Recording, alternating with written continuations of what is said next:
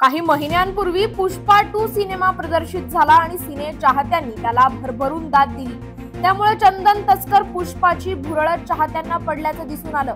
दरम्यान पुणे पोलिसांनी चंदन तस्करीचा ट्रक पकडला असून आता या तस्करीच्या मास्टरमाइंड किंवा म्होरक्यापर्यंत पोहोचण्यासाठी तपास सुरू आहे। कर्नाटकची राजधानी असलेल्या बंगळुरूहून मुंबईच्या दिशेने निघालेला कंटेनर भरून चंदन जप्त करण्यात आले। आता या चंदन तस्करीच्या सिंडिकेट मेंबर म्हणजेच पुष्पाचा शोध सुरू झालाय।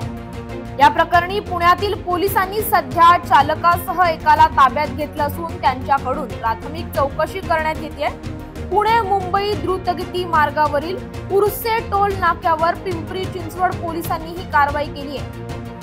JNPT वरून हे चंदन आंतरराष्ट्रीय बाजारात जाणार होतं अशी शक्यता वर्तवण्यात येते। तब्बल 10 ते 12 कोटी रुपयांचं हे चंदन असेल अशी प्राथमिक माहिती समोर आली आहे। या प्रकरणी पुण्यातील गुन्हे विभागाकडून चंदनाचं वजन केलं जात आहे। त्यानंतरच हे चंदन किती आहे आणि चंदनाची बाजारातील किंमत किती आणि इतर बाबींचा उलगडा होईल।